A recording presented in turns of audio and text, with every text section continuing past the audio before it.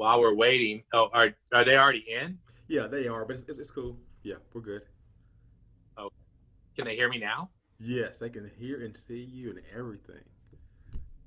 Wow. So keep my fingers out my nose, huh? Yeah, well, Well, as much while as we're waiting, possible. it's probably a good rule of thumb. While we're waiting, I'll throw out a couple of resources that I'm digging right now, and then we can get officially started in two or 3 minutes. See if anybody else shows up. If you guys are looking for good stuff to read, before we get started, I'll just throw out a couple of resources from a private practice entrepreneur business point of view. I'm absolutely loving a book called Tribe of Mentors right now by a guy named Timothy Ferriss. Tim Ferriss is real famous for writing the 4-Hour Work Week, but it's a fun book to read. They're kind of business devotionals, if you will, not in the spiritual sense, but he asks the same 10 questions over and over to about 300 very successful people. So everybody from Gabor Mate in our field to actors and actresses and business leaders. Same questions like, how do you deal with being overwhelmed and things like that. It's a great read if you're looking for something to read as a entrepreneur, or business person, or leader. Also, goes without saying that Brene is a hero in our field. But if you haven't read her Dare to Lead book, I've been reading business books since I was 10 years old, and it is hands down one of the best all-around leadership business books that I've read. So, and then my other thing that I'm really hot on right now is a thing called Blinkist. If you don't know Blinkist, it's about $80 a year, but you can download 5-minute book summaries of virtually every bestseller out there, and listen to them, and they give you all the main points and things like that. So if you're trying to keep up with what your clients are reading, or your peers are recommending, it's a great resource. It's called Blinkist. You can find it on your iPhone. So, all right, I'm ready if you are. All right, give me 1 second and we'll. All right, I think I'm back. All right, I'll step out and let you do your thing. All right. Hey, everybody. Welcome. I'm Ken Clark. I'm sure I know some of you. A lot of you I probably haven't met. Please, as we go, feel free to post your comments, questions, differences of opinion, whatever, in the chat box. You're also free to always reach out to me if there's anything I can ever help you with. My email is Ken, Ken, at Chenal, and that's spelled Chenal, therapy.com. So having said that, I do these a little differently on Zoom. I find PowerPoint to be mind numbing on Zoom. So I'm going to encourage you. You're welcome to just sit and listen to my thoughts. If you're looking to take notes, I'm going to give you like 7 bullet points, 7 words that we're going to address over the next hour, or you're going to hear my thoughts on. So grab a pen and paper. I'll give them to you, and you kind of know what to write down here. So number 1 word I want you to write down is expansion. Number 2 is contraction/consolidation. Number 3 is data driven. Number 4 is interstate, like the interstate that you drive on. Number 5 is sub 100, like a submarine, sub 100. Number 6 is app-based internet, app-based internet.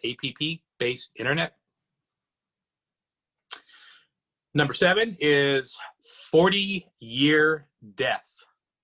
Doesn't that sound awesome? And then number 8 is the phrase concierge, like what you see in a hotel. So these are what we're going to be talking about. So let me back up. For those of you that don't know me, I'm a licensed marriage and family therapist, transplant from California. Moved out here to not build a gigantic private practice. We were going to take it slow. There's a ton of need in California. I'm sorry, in Arkansas, more than I expected. And thanks to a lot of incredible people from the start, our practice has grown by leaps and bounds. And I really can't emphasize enough that there's of the 120 people working here, there's another 50 or 60 that no longer work here, that we're all part of the success of this place. So We see about 13 to 1,400 outpatient sessions a week across Arkansas in our 15 plus offices. That's about 60 to 70,000 sessions a year of outpatient mental health, including psychiatry and med management. We are a nationally recognized company for how much we've grown. If you read Inc. magazine, INC, we've been part of the Inc. 5000 list of fastest growing companies in the United States the last 3 years in a row. So I say all that because I have the privilege of being freed up to think more and more about the direction of our company and talk to other industry leaders and do research and even talk to economists and futurists outside our industry. It's kind of made clear some things for me. Here's the crazy thing. What we're seeing in our industry on the private practice side, especially, mirrors what I saw in my former career. Prior to being a clinician, I was a Wall Street guy. I was managing people's retirements and kids' college funds and all that kind of stuff.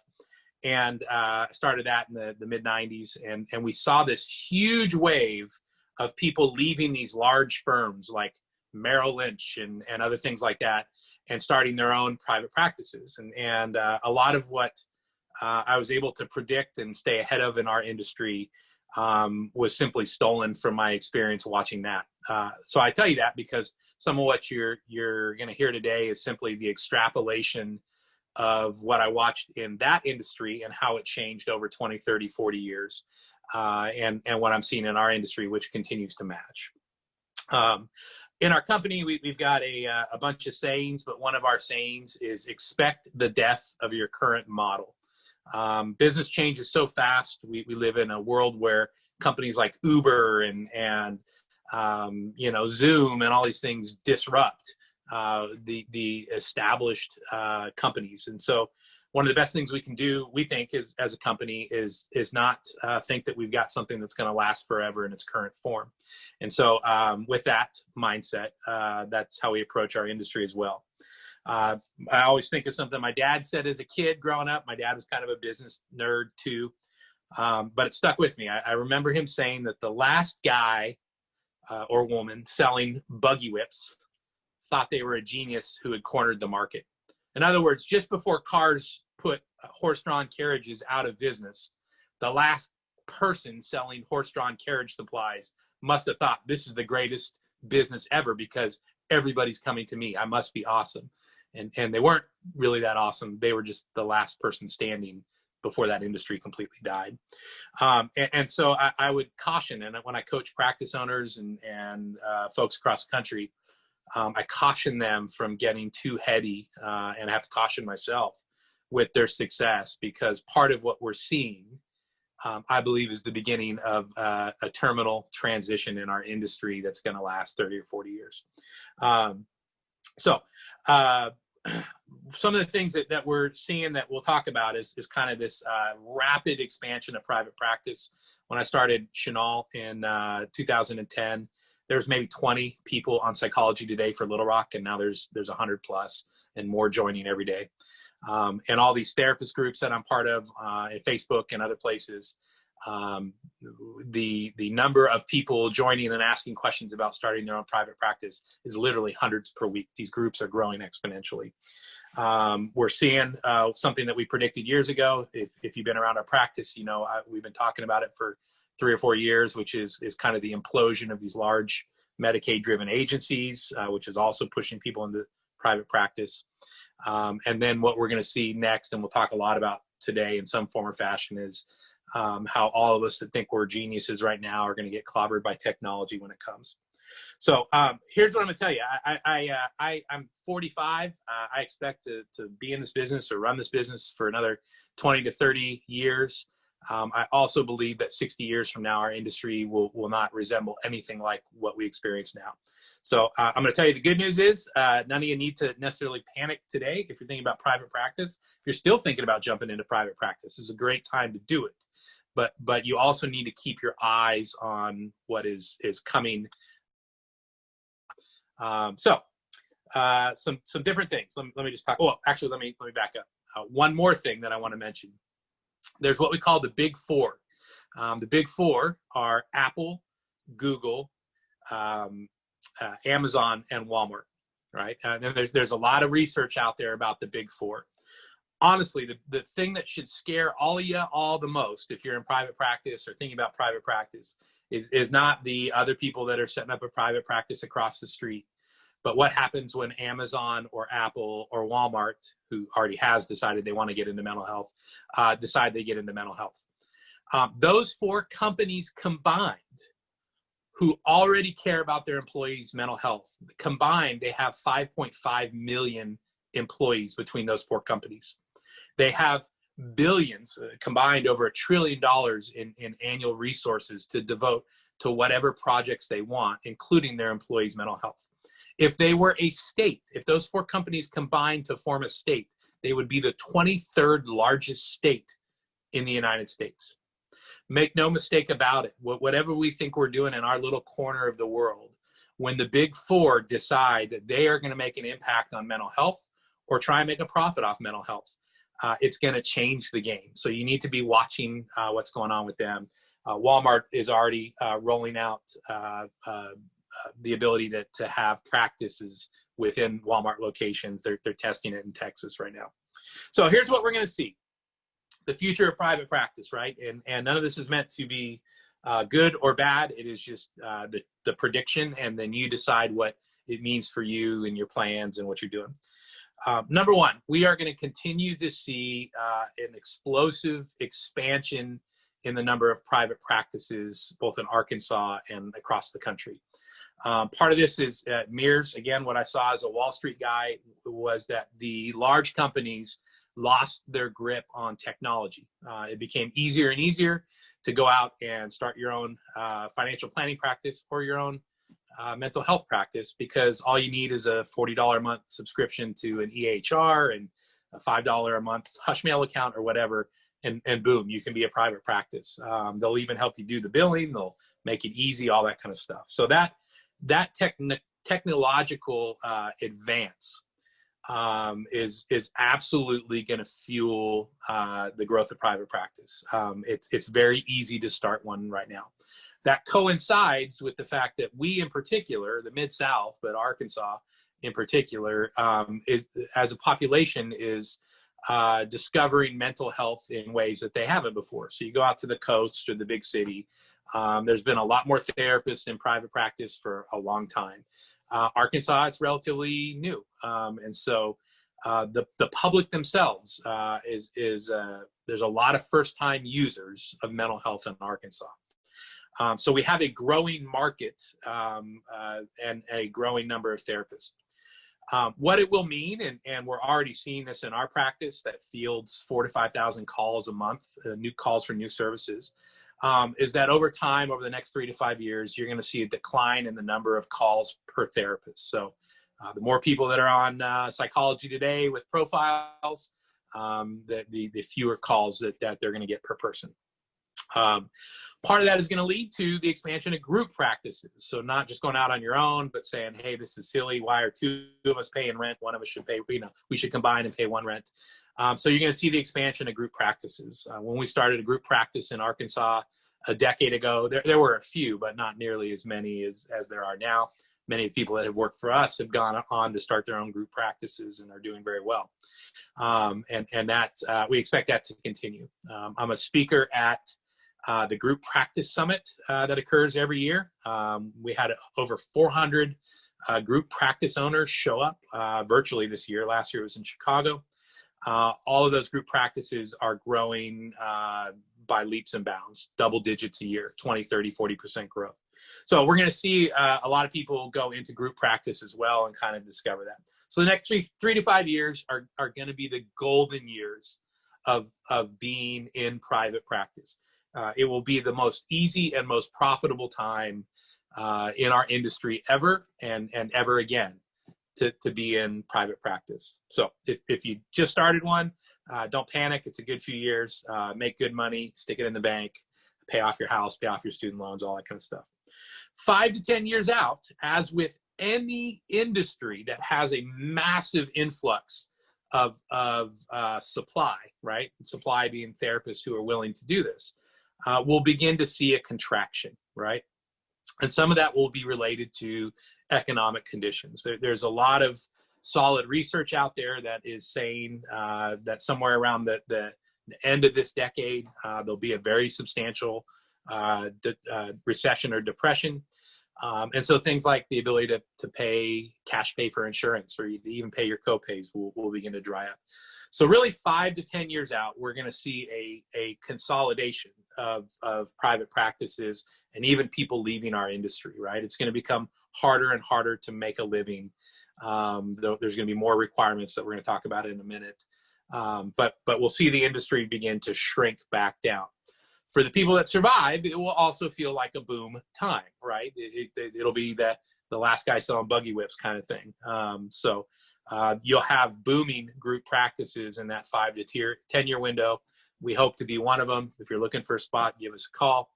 But we'll see that nationwide, that there's a boom in group practices. All of that is going to coincide with point number 3, right? So there's our expansion, there's our contraction and consolidation.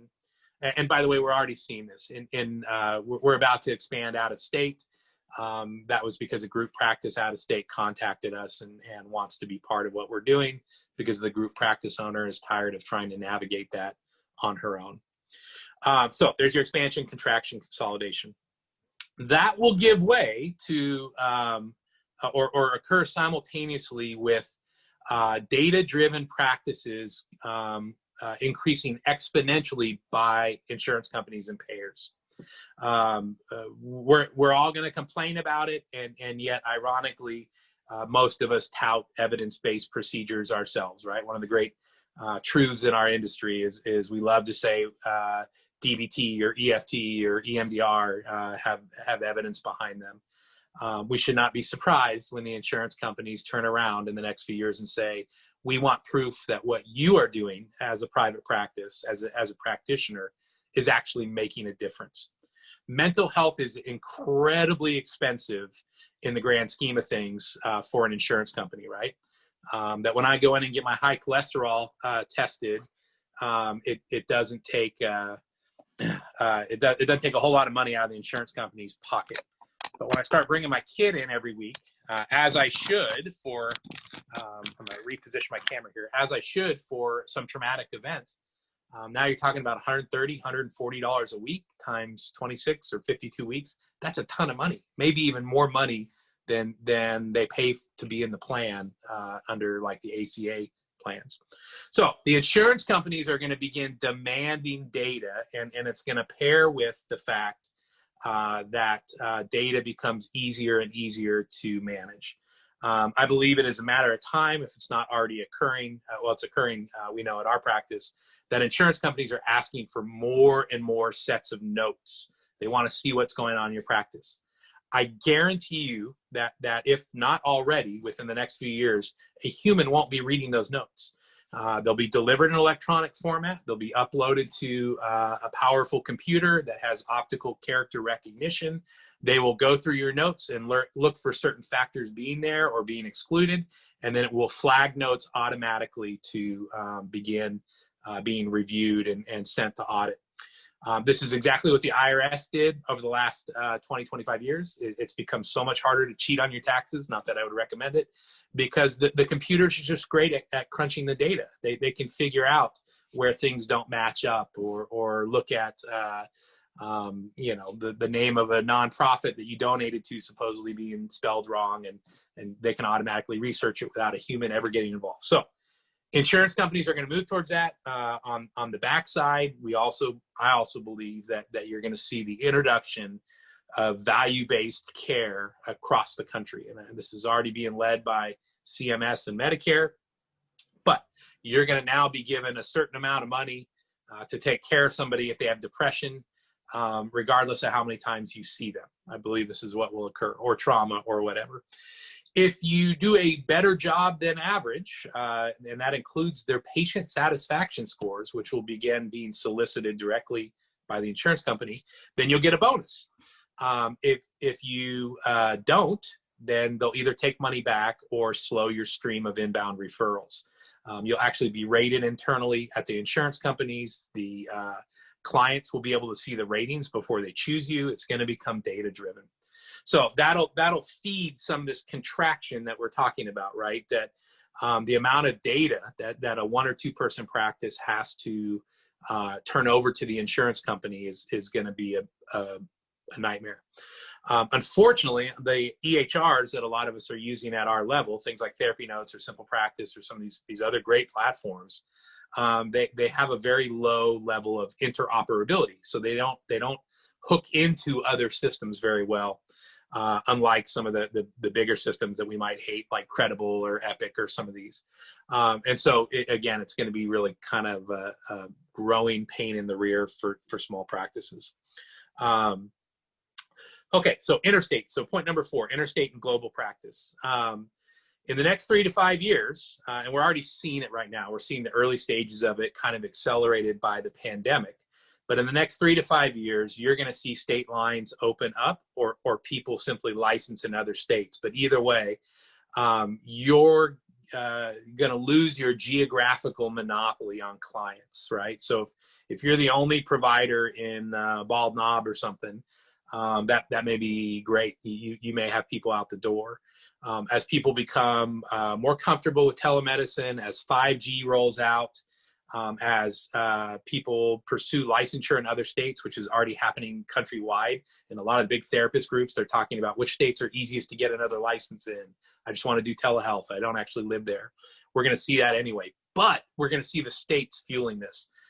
Arizona, this last year, passed a reciprocity, a reciprocal ordinance, not just for therapists. It wasn't even targeted at therapists. It was for any professional license. So if you're an architect and you want to get licensed in Arizona, they've made it easier than ever. If you're a massage therapist or an occupational therapist, it's easier than ever to get licensed in Arizona. That their state commission essentially did an end run around the boards and said, you can get licensed if you have a license in good standing elsewhere. You don't have to go through a separate interview process or whatever. The reason they're doing this is they charge more for out-of-state licenses. So the in-state license for therapy might be $200, and if you want an out-of-state license for Arizona, it's $350. And so they're going to do this to drive revenue. So you're going to see the states open up, just like they've opened up for marijuana and other things from a revenue point of view. And you're going to begin to have all kinds of people practicing all over the place. This will lead to, it's going to be a great thing for the consumers and a bad thing for mom and pops, small practices. Because now if you live in the middle of nowhere in Arkansas, you don't have to just choose between driving to Little Rock to see an eating disorder specialist or seeing your local person that's a generalist and doesn't really specialize in that. Now you'll be able to get your kid or your spouse the best care possible. And it turns out that provider lives in Minneapolis or St. Louis or something like that by telemed. So we're going to see national subject matter experts begin to intrude on local geography for private practices, which means pick a specialty and go deep and make yourself an expert that people want to contact no matter where they live. I'd also strongly recommend learning a second language. So that's the interstate piece. That'll really happen over the next 3 to 5 years. You're just going to see that absolutely explode. Point number 5, rates under 100, sub 100. So the national hourly rate of reimbursement for an insurance company is somewhere around $95.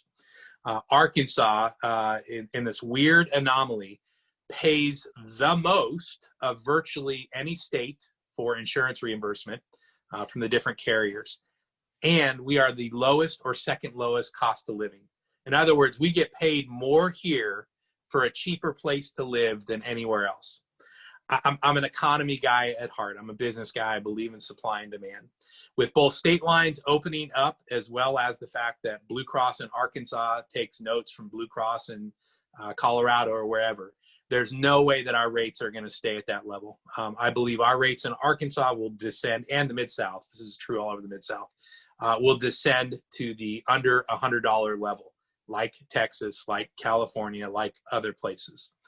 And so practices that are built on a revenue model of $140, $150 an hour in the next 3 to 5 years are going to get a rude awakening when they get a letter like providers did in Florida about 5 years ago that says, hey, starting January 1st, 2 months from now, our rates for an hour of therapy are now $97 instead of the $127 you've been getting or whatever. So that's coming. You need to build your practice around a $100 an hour model or $95 an hour model. Cause and effect, that will lead a bunch of people to say, you know what, I'm done taking insurance. I'm going to take private practice, a private pay, no insurance. I'd rather charge $125 than fight for $95, and people will seem to pay it. What you'll see is exactly what you saw in California, which is why I left California to come here. When everybody on every corner is doing private pay, the number one way that you compete if you're new is by having a slightly lower price. That pushes down prices on private pay. So private pay will settle into the probably $100 to $125 range like it has nationally. It's crazy. In California, all my peers that I went to grad school with, working in areas like Newport Beach and Laguna Beach and these places where people make $300,000, $400,000, $500,000 a year like clockwork, like everybody on the street makes that much money. They're all collecting about $100 an hour for private pay because there's so many people, it's just driven the price down. So you need to be prepared for that. People consistently think I'm a naysayer on these things, but guys, it's exactly what's happened to physicians, to doctors over the last 20 years. You've seen people in primary care watch their income literally get cut in half. You know, that the average primary care physician now makes somewhere around $200 to $225 a year. 20 years ago, they were making $400,000. Psychiatrists in California make half of what psychiatrists make here. Lawyers, right? There's all kinds of, go Google, is it a good idea to become a lawyer? And you'll see article after article after article about trying to talk your kids out of law school because it's not the job it was 25 years ago. There's too many lawyers now. There's too many MBAs, right? All these things dilute demand. So not to be a naysayer, it's something we watch happen in every industry because mental health is new. There's been a lack of providers relative to demand. As we start cranking out providers, as we have more and more nighttime schools based in Little Rock and Northwest Arkansas, and you have 20, 30, 40 people graduating every year and entering the job force, it's going to dilute compensation. That's the way it works.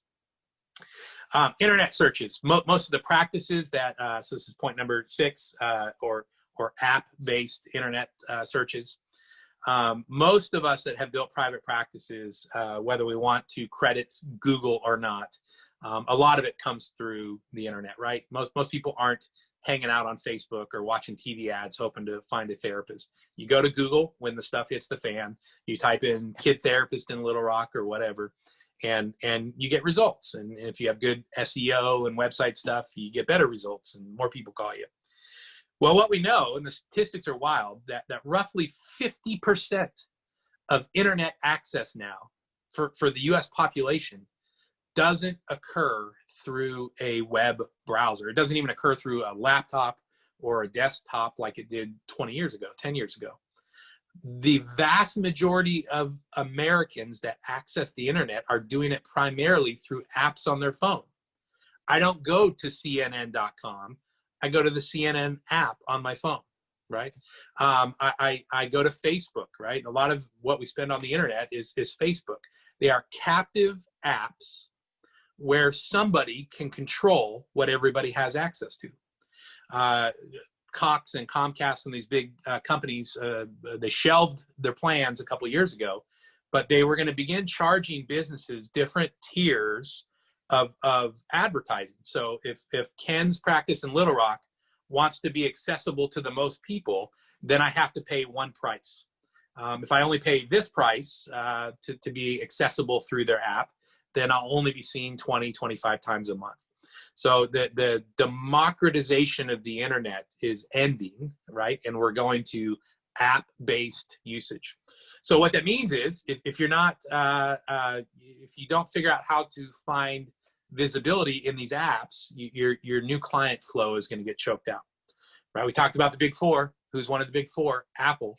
When Apple decides that they want to monetize therapy, like they've monetized music with iTunes or podcasts or anything else, it's completely feasible that they begin putting mental health services front and center in the phones for companies that are willing to pay, and so the mom and pops will get squeezed out.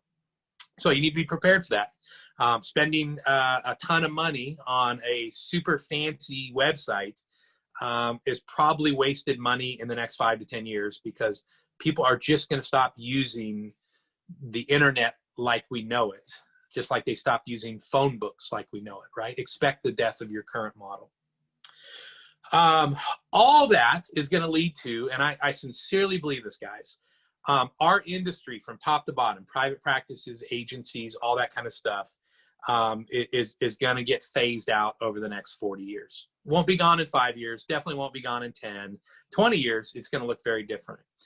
Here's some different things that are on the radar that you need to be aware of, because being aware of them, you can plan accordingly, maybe even spot opportunity in how you're going to do this.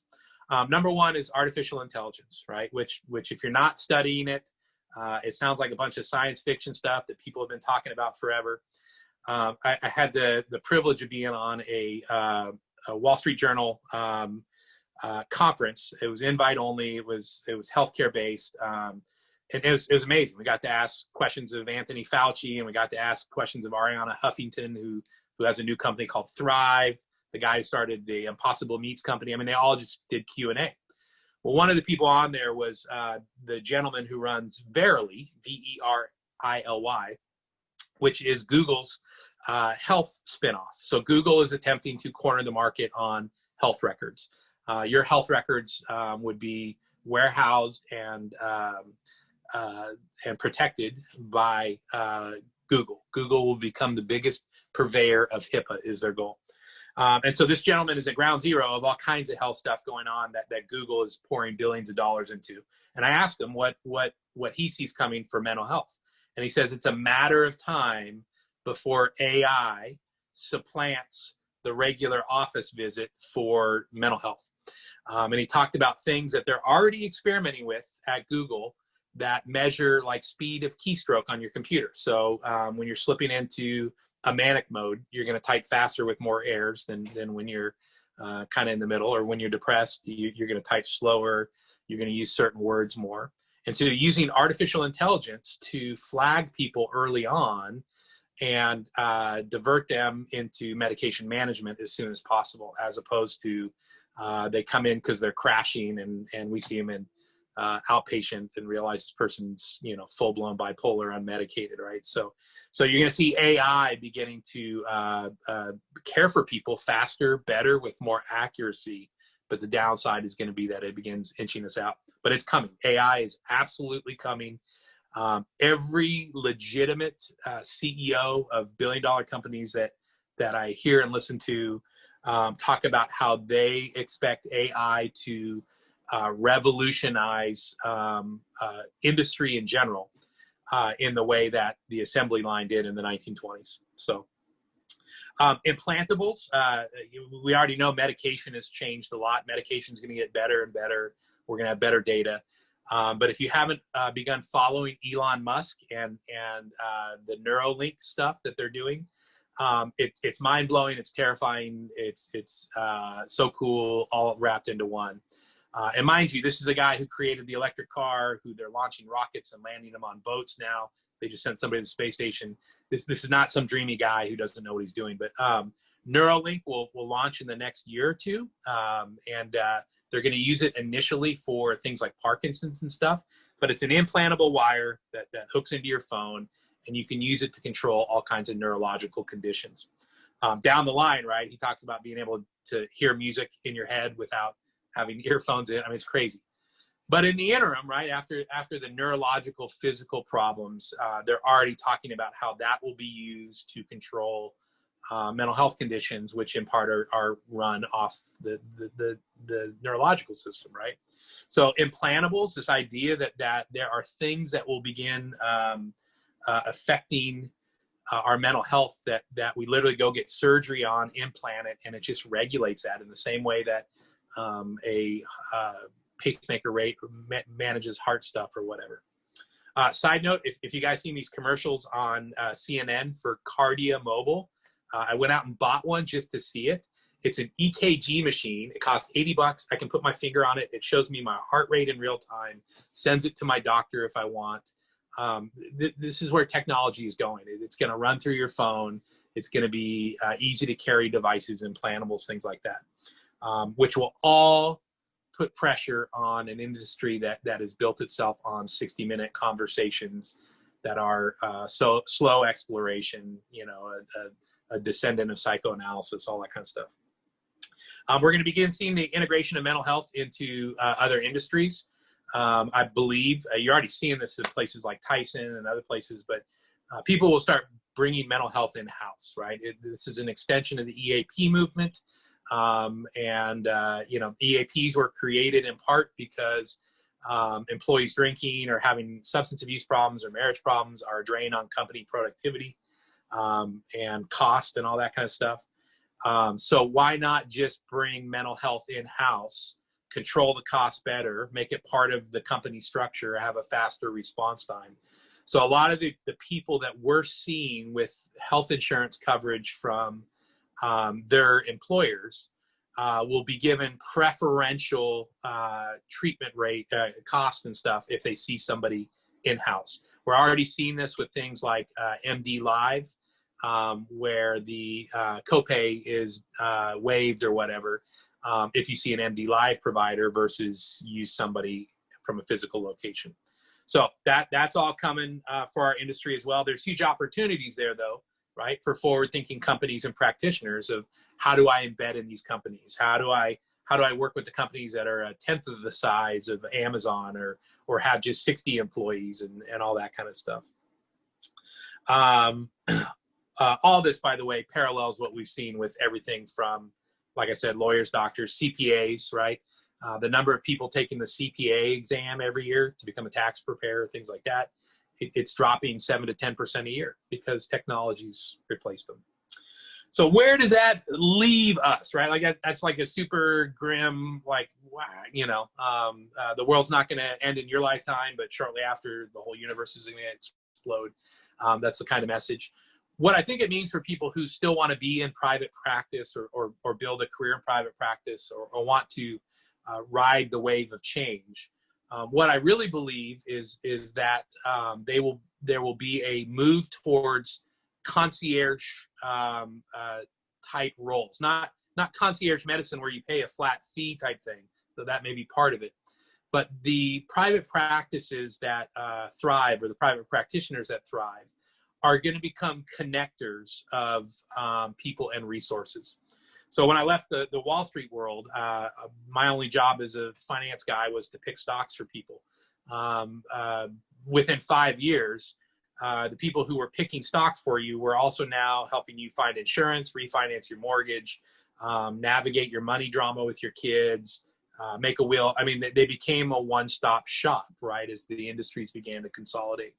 So I believe that we're going to see that in our industry, that practitioners, education programs, companies that serve as one-stop shops for all things mental health will have an advantage. We see right now with people focusing on gut health and things like that, they've got the right idea, but it's going to become much more robust like that. You're going to be a concierge at a luxury hotel. Somebody's going to come to you and say, hey, I need to change my flight and I need tickets to go see Phantom of the Opera. And by the way, how do I get some champagne up in my room? There'll be a mental health version of that where people come in and say, I'm not sleeping very well and I have these weird thoughts. By the way, I don't get along with my brother, and the places that can handle all that under one roof will be the ones that last through these 2 or 3 evolutions and remain what we call boutique companies 30, 40 years out. So there's my futuristic view. I will tell you, as a guy who's building a company and is not done building a company, again, none of this means that this is a bad business. It's a spectacular business to be in right now.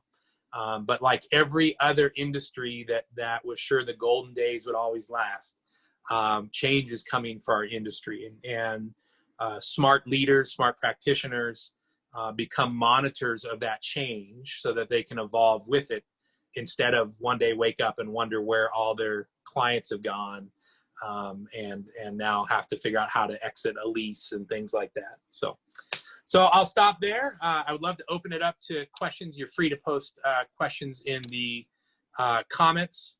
I'll take whatever questions you have. And if there's none, we can, let's see. Okay. Somebody posted a doc. I don't know what that is. So let's see. While we're waiting for questions, I'll throw out a couple other things that we're seeing on the horizon. Probably the national regulation of mental health is not far off. We have a lot of disparate licenses that operate under different boards. I think you'll begin seeing, and there's even been some push and talk of this in Arkansas, is consolidating boards so that everybody kind of doing the same thing is regulated under the same board.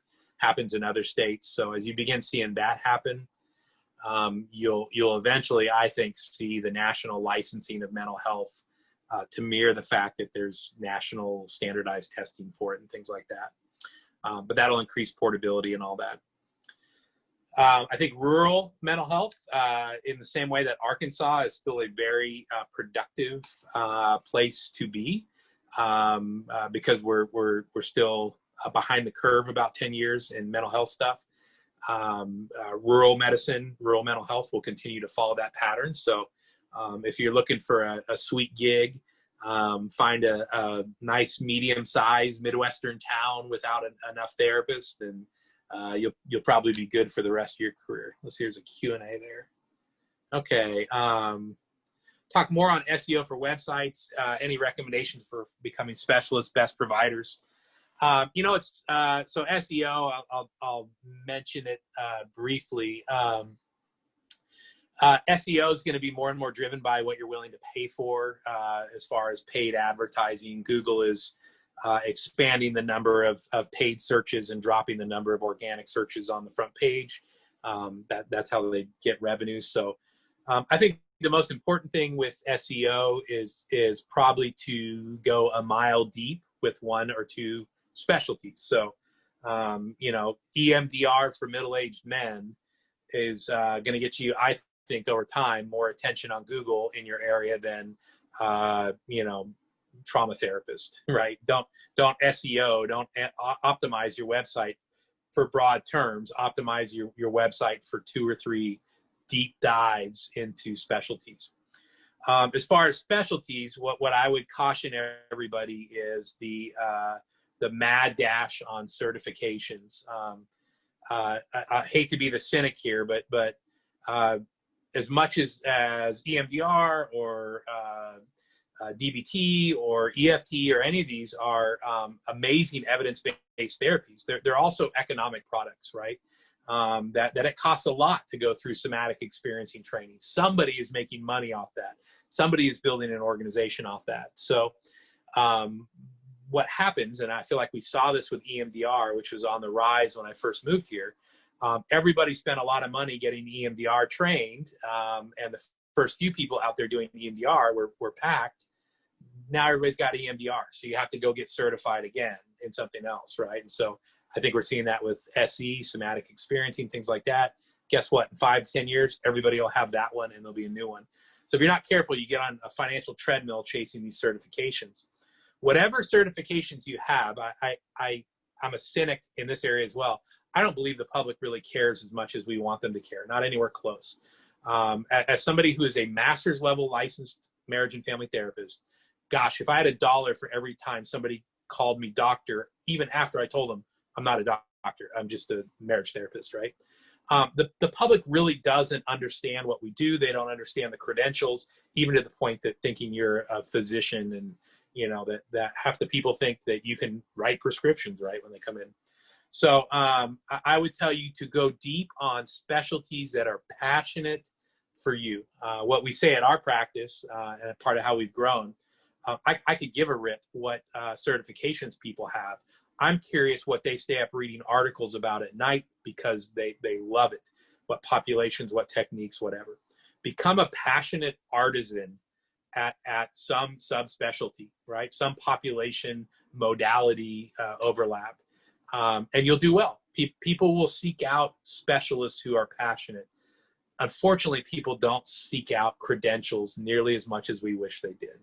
So that's where I would focus my specialty work is going deeper into the things that you genuinely are excited about, not some FOMO on credentialing. Let's see if there's more questions there.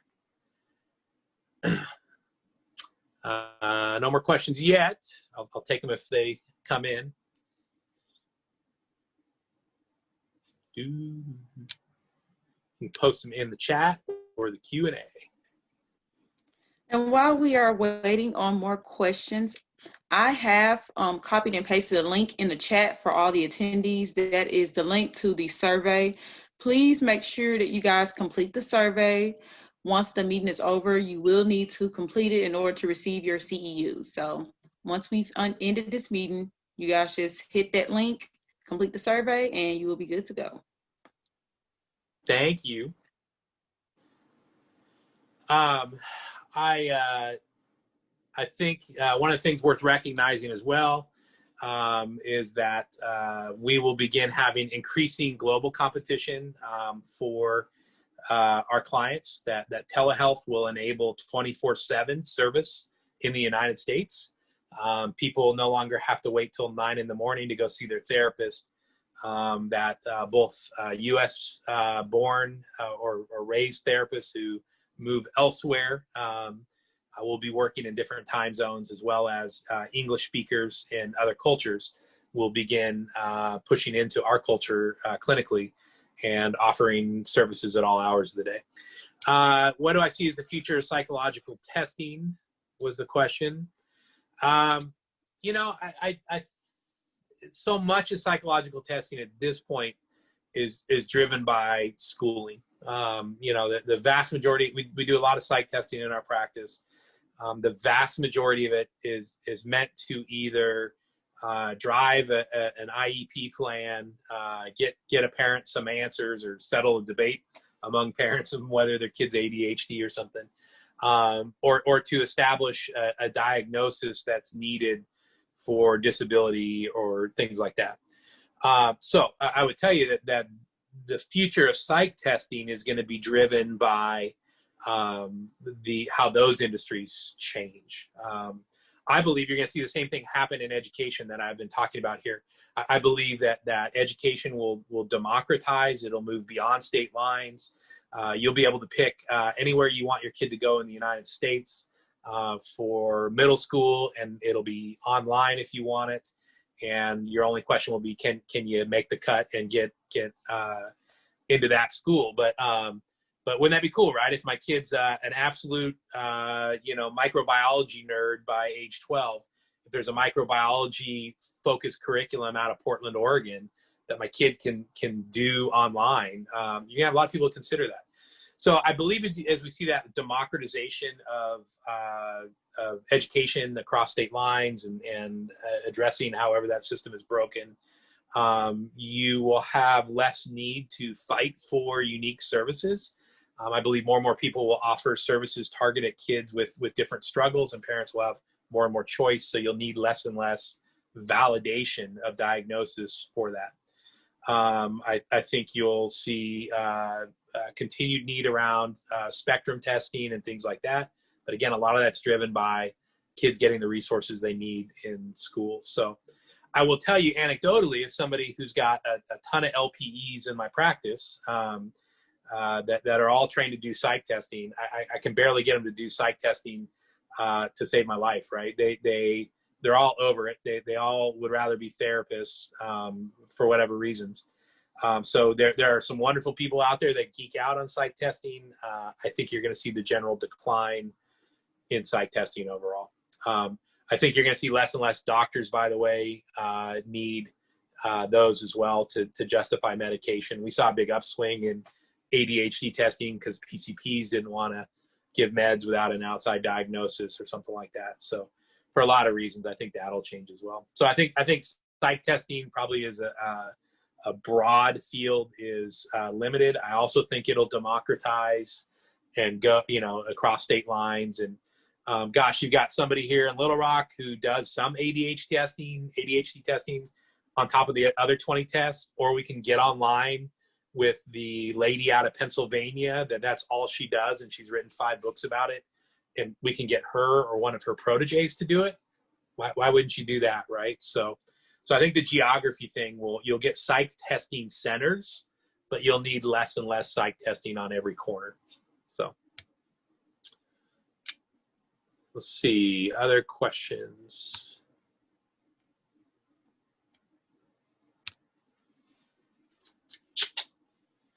I think you'll see the continued death of large agencies that are too fat with middle management, for what it's worth. So I don't think the solution to insulate yourself in our industry is to try and get out of your clinical role and get into a management role. I think companies spend too much on middle management, and that's what drives their financial nosedive. So. All right, we got about 5 minutes left. Last call for questions. Some quick resources that I think are great to follow if you're interested in the future of the industry. If you're not already getting Psychotherapy Networker, it's a magazine. I find that over time, I've been reading it for 10 years now. It's some of the best almost research level information about what's going on in our industry, in our field, much more than like the magazines that ACA or AMFT put out. So Psychotherapy Networker, $20 a year, I think 25, it's a great resource. There is a lot of great podcasts out there being done by therapists, and those are great resources as well if you're interested in private practice or keeping your private practice on the cutting edge. You need to be listening to those podcasts because they're curating content, right? They've got 50 different people a year coming in and saying what they're seeing. And in every one of those interviews, I hear something that is relevant to me or my practice. So, yeah. All right, unless there's any other questions, I'm going to bring it in for a landing there. Let's see. I don't think there's any others. So we'll call it a day there, guys. Mr. Ken Clark, thank you so much. Yes, we appreciate you. Thank you for this presentation. It was great. Thank you guys for attending. We really appreciate it as well. I meant to start my video there. Okay. Again, the link is in the chat. Make sure you guys complete that survey so that you can get your CEU certificate. And also, we will be posting more information about upcoming webinars on our Facebook page. So just be sure to look for Arkansas Counseling on Facebook, and we'll have more information to you guys soon. But other than that, you guys, thank you again, Mr. Ken Clark, and everyone. I hope you enjoy your day. Thanks, everybody. Have a good one.